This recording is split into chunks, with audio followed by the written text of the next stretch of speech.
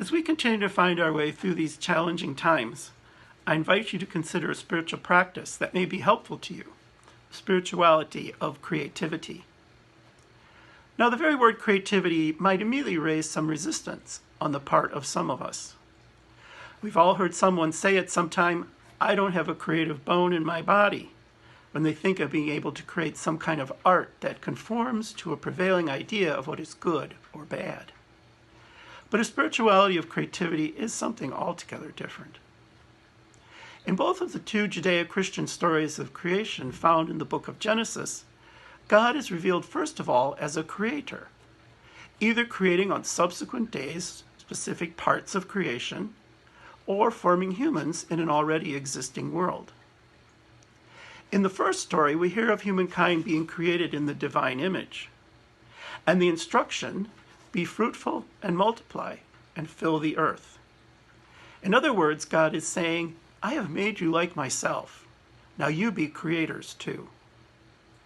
It is from this that we can build a creativity, a spirituality. Meister Eckhart, an 11th to 12th century German Dominican mystic, tells us, "The soul among all creatures is generative like God is." And in another place he says, "We are fellow helpers with God, co-creators in everything we do." In this spiritual way, any creative process can be a means of deepening.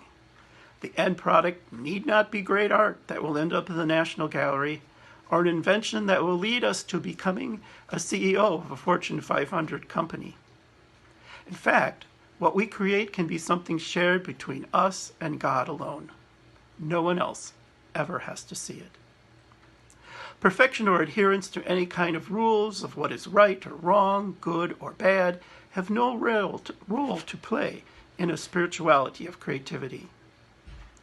The spirituality of creativity can be expressed in an infinite number of ways, from painting or drawing, baking or writing, knitting, crocheting, woodworking, or gardening, to works of compassion and justice. The ideas of being creative and pregnant and giving birth to images or ideas that come from within us are other aspects of a spirituality of creativity. And all of these come with struggles and messiness in the creative process.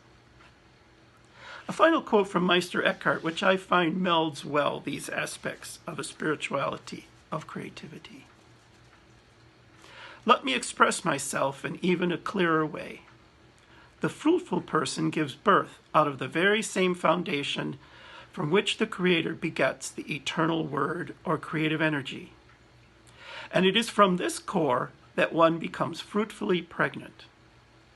And in this power of birthing, God is fully verdant and as wholly flourishing in full joy and in all honor as God as is in himself or herself.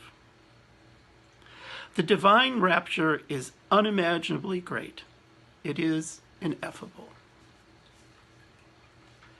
I invite you to consider being creative as a means of prayer and reflection, a way of sharing in the divine spirit.